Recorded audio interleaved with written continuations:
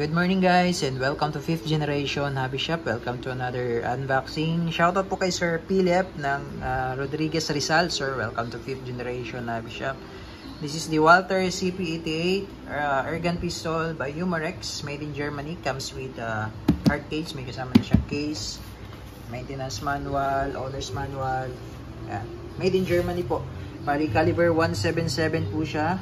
Ang gamit po natin ngayon na bala is the 7.56 grains Gamma Magnum. Pwede po kayong gumamit ng ibang brand as long as imported po na brand. Huwag po kayong gumamit ng local brand po. Pwede kayong gumamit ng Umarex, Gamo, Crossman, as long as 177 po, no? 177 caliber. Pwedeng pellets, pwedeng round, pwedeng pointed. Yan. Ito po ang gamit natin is pointed pellets po yan. By Gamo Magnum. Tapos CO2 cartridge pa rin siya, 12G, non-threaded. Yan, ito yung unit. This is Walther CP88 nickel finish.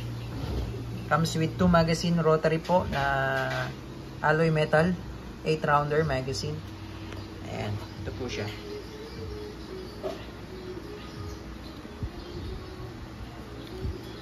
Hello, safety, hammer. Naka-fix po yung sight niya, front and rear. Ayan. So, this is full metal po. Makikita nyo po dito yung slide niya. Metal po yan. Pati yung sa frame niyan, metal po yan.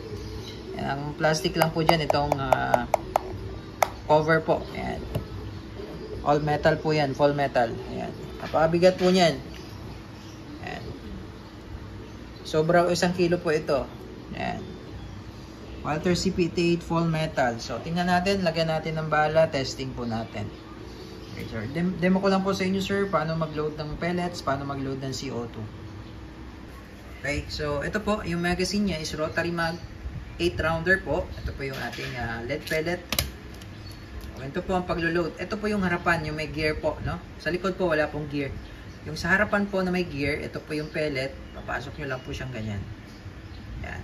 Tapos, ididiin nyo po yung pellet po. Make sure na wala pong naka-oscillate po yan. Wala pong naka-oscillate. Ididiin nyo po yung pellet. Yan. Ididiin nyo po. Yan. So, ganyan lang po ang paglo-load. So, kailangan po, wala lang po naka-oscillate dito na isang na bagay na pellet. Para po, kasi pag umiikot po siya, hindi po siya kakalang. Kasi pag may naka-oscillate, kakalang po yan dun sa rotary. Ngayon sa, sa paglo-load naman, ito po, push nyo lang po ito. Parang sa CP99 lang din po yung mechanism niya.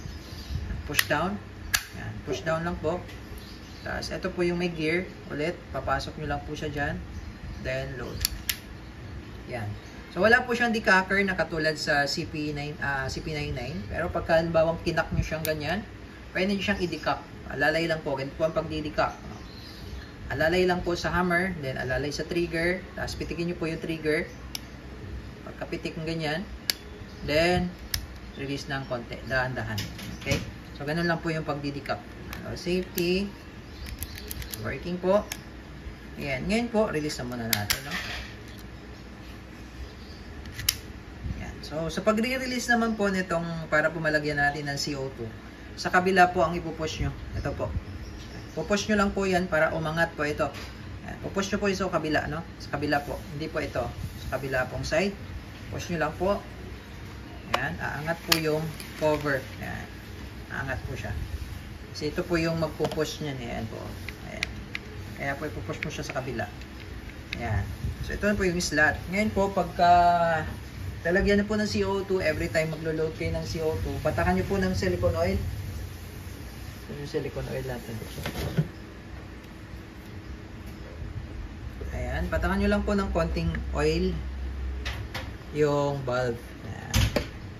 So, makikita nyo po talagang full metal po yan. Ayun. Metal po yung grip niya, frame, lahat po yan metal. Meron din po tayong available na black color. Ayan. Okay, so load tayo ng CO2.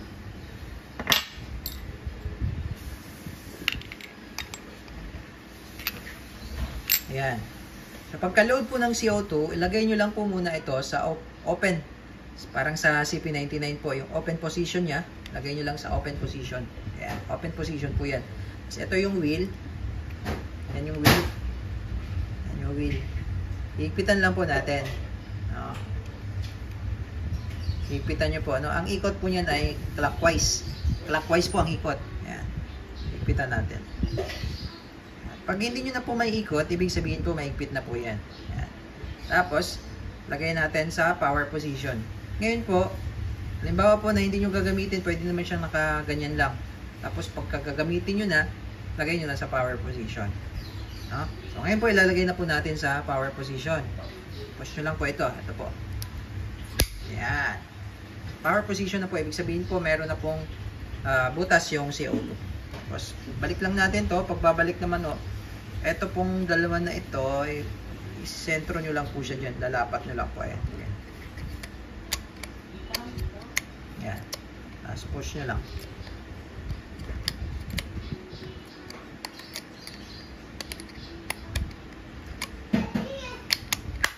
Yan. Okay. So, load tayo ng pellet po para ma-testing.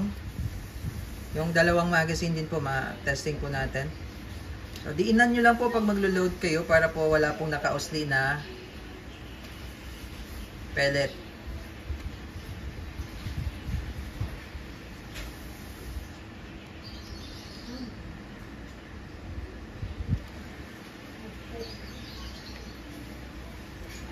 Ayan, kasi pag may naka-usli po na pellet, hindi po yan iikot. So, pagka kinalabit nyo po, matigas. So, pagka ganun po, alimbawa po na may nakausli po, hindi natin maiwasan, may nakausli. Tapos, pag kinalabit nyo po matigas, huwag nyo pong pilitin. Tanggalin nyo po muna yung magazine. Tapos, check nyo po kung may nakausli ba. Then, pwede nyo siyang ikutin. Pwede nyo siyang ikutin. Halimbawa lang po, no? Bigyan ko kayo ng sample. Kailangan idiin nyo po talaga yung pellet para po pumasok. Talagang walang nakausli. Kasi minsan may mga nakausli po, no? Yan. Pag halimbawa pong ganyan, tapos niload nyo, tapos hindi nyo makalabit, tanggalin nyo po muna yung magazine. Check nyo po. Tapos ikutin nyo lang. Iikot nyo. Ayan. Ayan. Load. Okay. So, testing po tayo. Walter CP88. Again, shoutout po kay Sir Philip. Okay, testing sir, first mag. So, lagay muna natin sa single action, single and double action. Pag single action, ibababaan nyo po yung hammer sagad po. Yan. Firing. Oops, pumanda sa akin yung pellet. Yan yung pellet, mainit pa. Okay, so yun po yung single action. Yan, single action po. Firing. Sa double action naman po, direkta sa trigger pull na po yun, no? Ito po yung double action.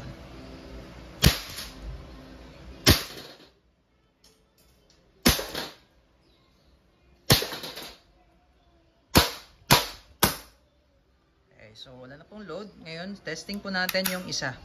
Yung isang rotary mag.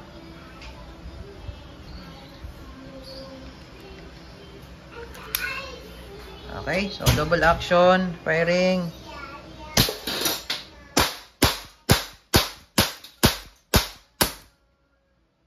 Okay, Walter CP88. All goods na po.